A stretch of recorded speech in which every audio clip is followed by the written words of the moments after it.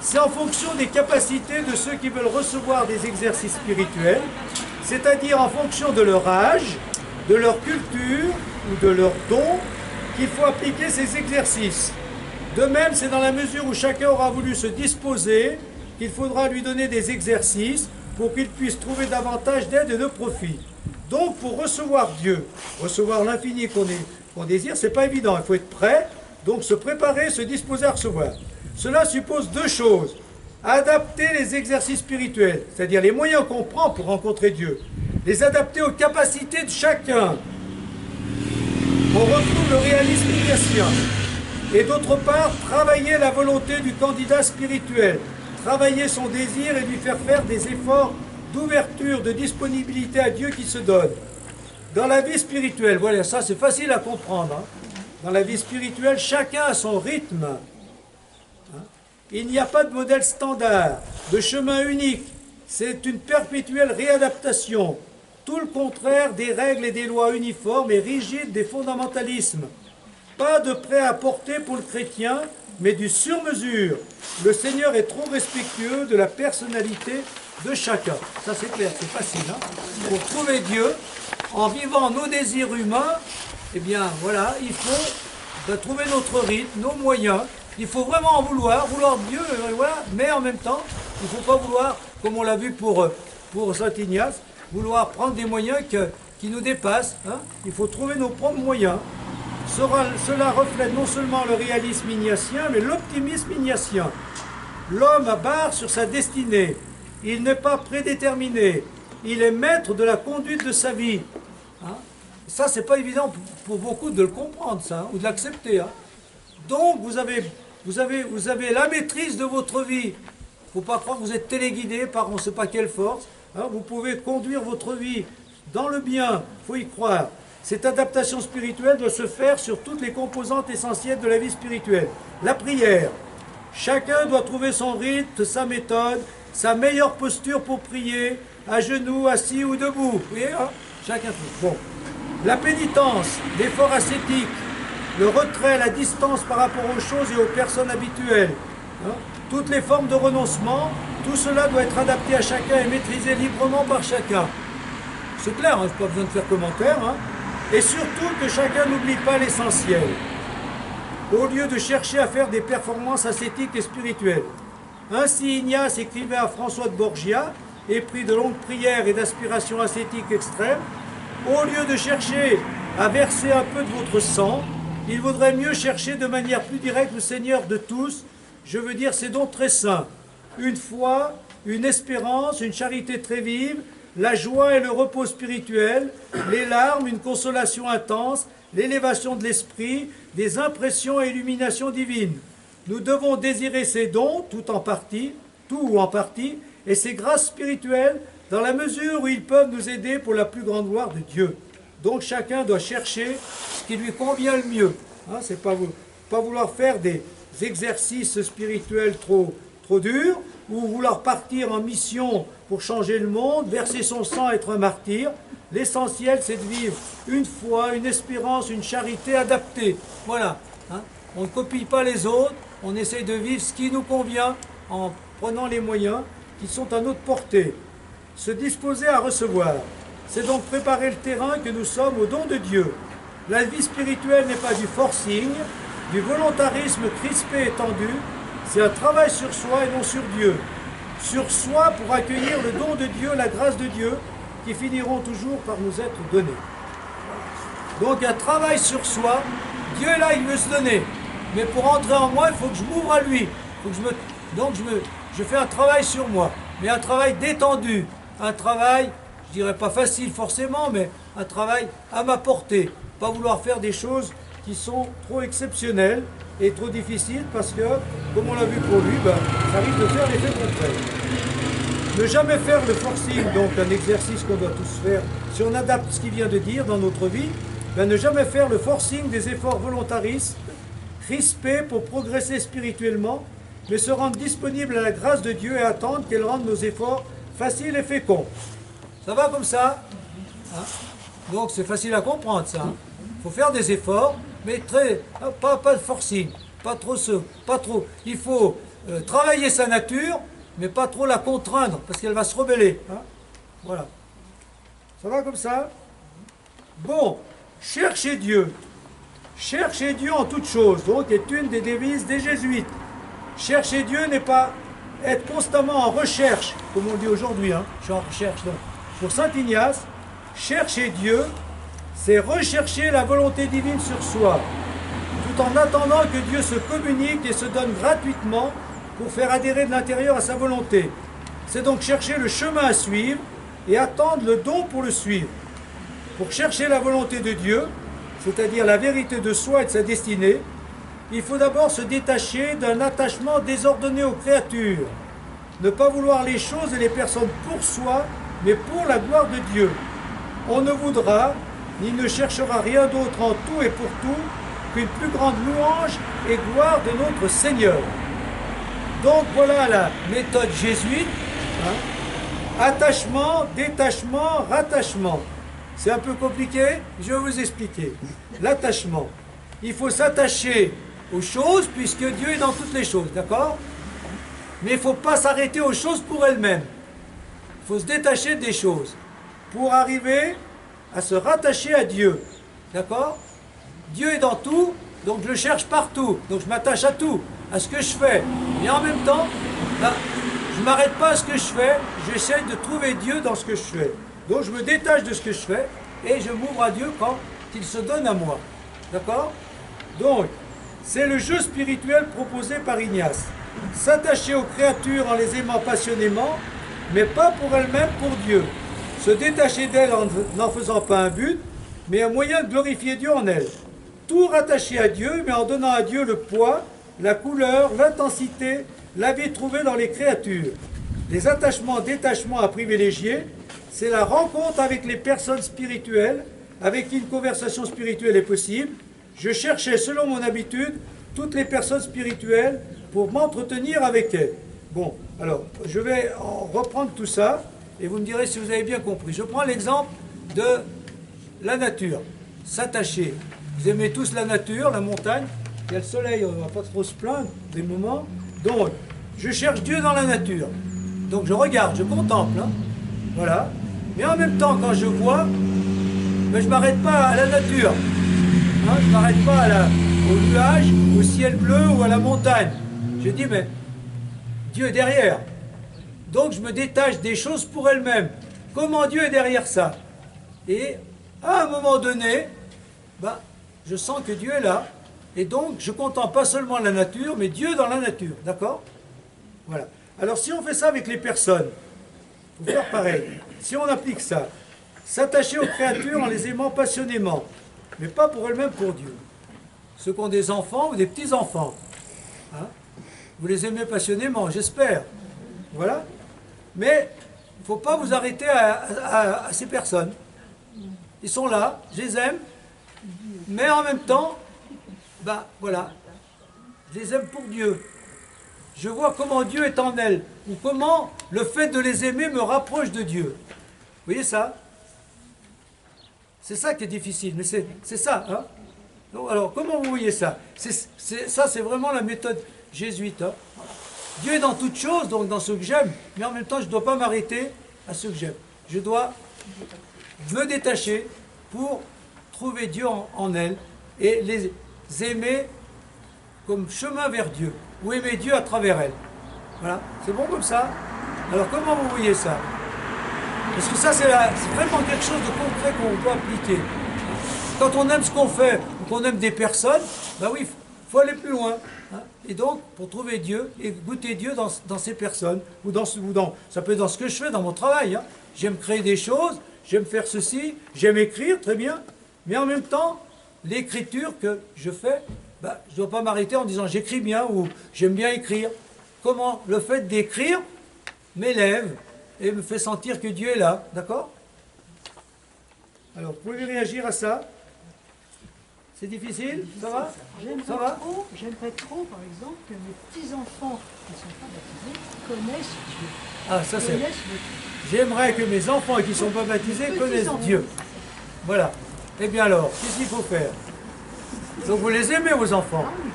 Vous les aimez même s'ils ne sont pas croyants. Bien sûr. Et ben voilà, ça c'est déjà quelque chose. Et s'ils le sentent que vous les aimez alors que...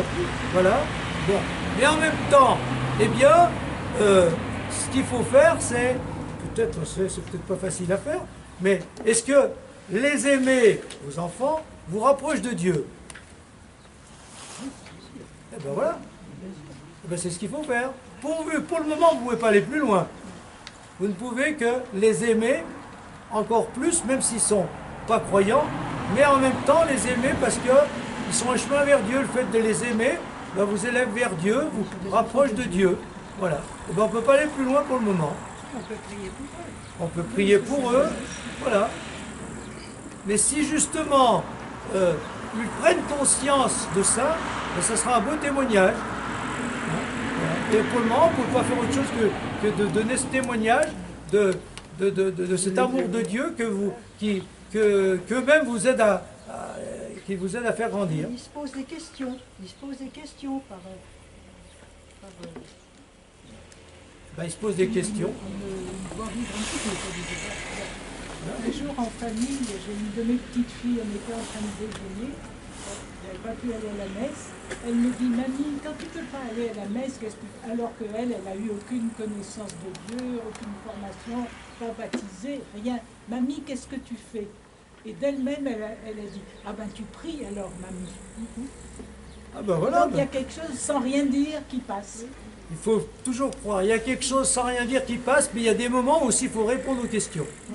Quand il y en a, ou à certaines attentes, il faut être un peu attentif, il faut veiller, comme on l'a dit aussi dans les thèmes du Père du désert, il faut être très attentif pour que quand il y a un moment favorable, on puisse parler, mais il y a aussi des moments défavorables, il ne faut rien dire, il n'y a que le témoignage qui compte. Mais finalement, bien sûr, c'est en toute chose qu'il faut chercher Dieu. Il faut s'exercer à chercher la présence de Dieu en toutes choses, par exemple en conversant avec quelqu'un, en allant et venant, en voyant, en goûtant, en écoutant, en pensant, finalement en toutes nos actions, puisqu'il est vrai que sa divine majesté est en toutes choses, par sa présence, sa puissance et son essence. Bon, ça reprend sous une autre forme tout ce qu'on a dit. Hein. Voilà. Peu importe ce que je pense, ce que je fais, ce que je vois, ce que j'entends, qui je rencontre, pourvu que tout me rapproche de Dieu, à condition que je cherche Dieu dans tout ça. Hein. Voilà. Puisque Dieu, il est partout. Donc il faut m'attacher à ce que je fais, désirer ce que je fais, aimer ce que je fais, mais en même temps pas en rester là, voir comment ce que je fais, eh bien, m'élève vers Dieu et goûter Dieu en toutes choses. Du coup, la prière en tant que relation à Dieu, service de Dieu, c'est toute la vie. L'homme ne sert pas Dieu uniquement quand il prie. S'il en était ainsi, il faudrait prier 24 heures sur 24. Mais puisque l'homme se doit tout entier à Dieu, c'est qu'à certains moments, on sert Dieu par d'autres occupations que la prière. D'accord? On est bien d'accord avec ça. Voilà.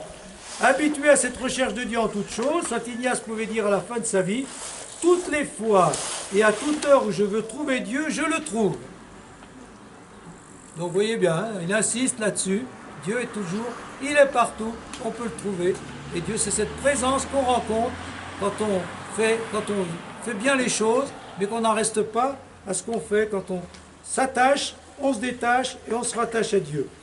Chercher Dieu en toutes choses, c'est-à-dire toujours prendre le temps de recul quand je fais quelque chose, rencontre quelqu'un, mène un projet, en me demandant comment cela me met en relation, en présence de Dieu, et qu'est-ce que Dieu m'apporte.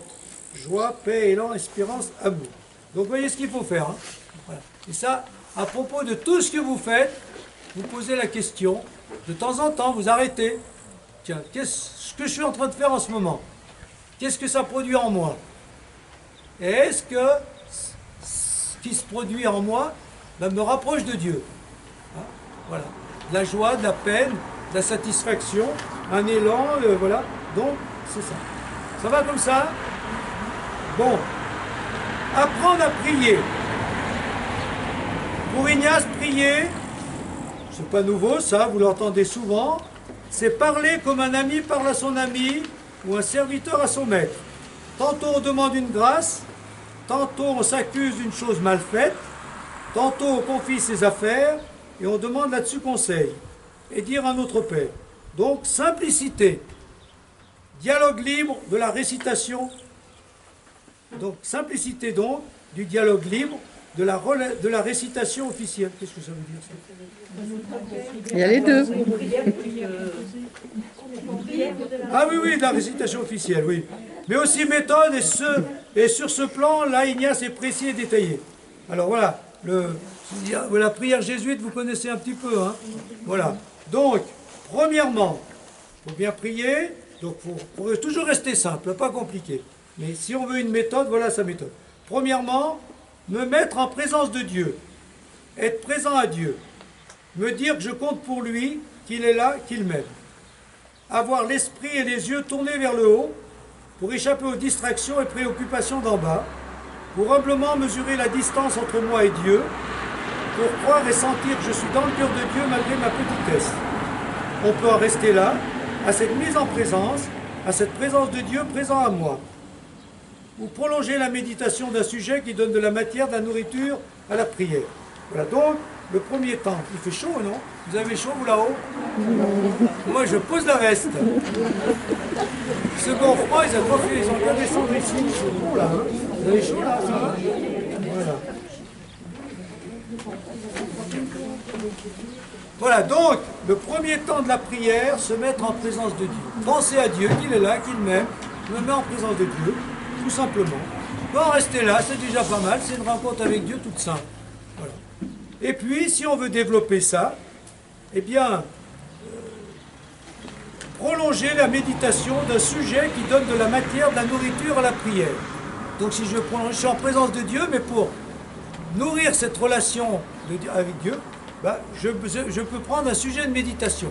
Alors, un sujet de méditation, c'est quoi? Ça peut être un évangile, évidemment, hein, l'évangile du jour. Ça peut être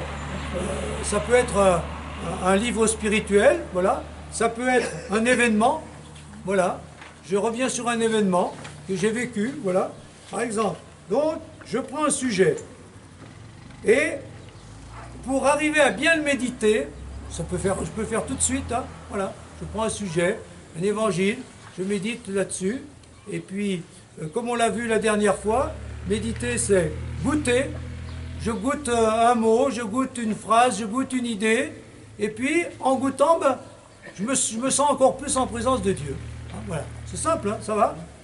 Je me mets en présence de Dieu, je prends un sujet, je le médite, et la méditation aboutit à l'oraison, c'est-à-dire je goûte Dieu à travers ce sujet que j'ai médité.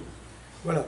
Mais pour bien y arriver, alors ça c'est un conseil que je ne sais pas si vous le pratiquez, l'idéal est de laisser mûrir en soi longtemps. Par exemple, déterminer le sujet le soir et prier le matin, après la longue méditation et maturation inconsciente de la nuit, comme on le fait pour un sujet de devoir par exemple.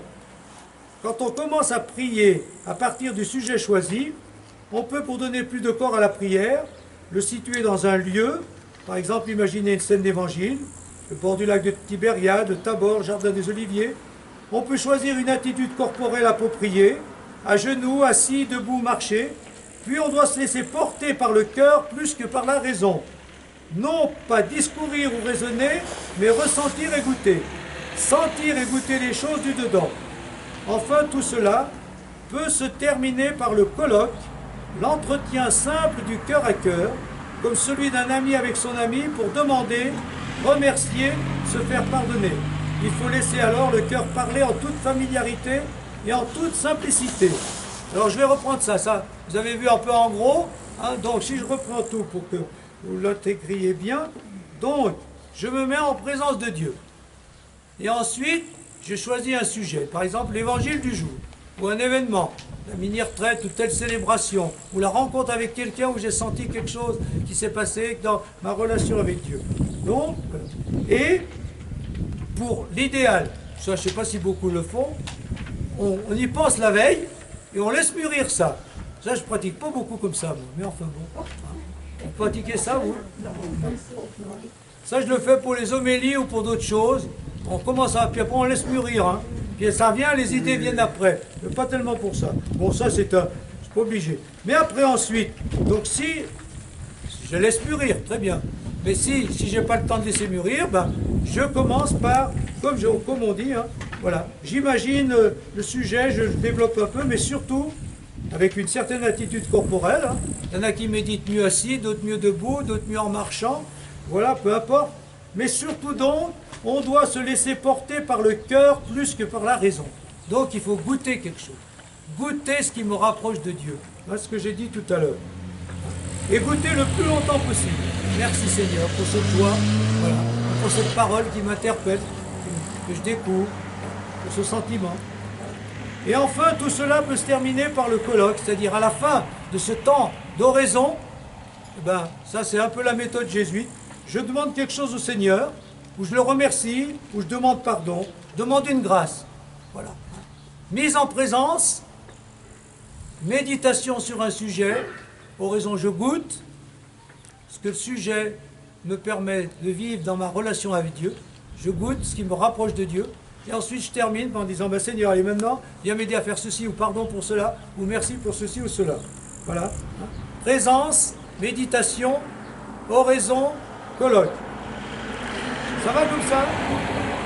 Vous voulez réagir à ça, cette méthode-là? Il y a tellement de méthodes de prière.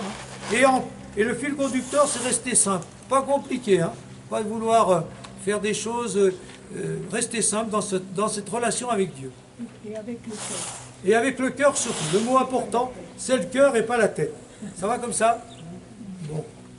Donc, puisqu'on est là pour ça aussi, je vous laisse un petit temps pour que chacun, à partir de ce qu'on dit, de ce qu'on vit ou de ce que vous ressentez en vous, vous vous mettez en présence de Dieu. Voilà, tout simplement. Sans faire tout ce développement, mais un petit temps de mise en présence de Dieu.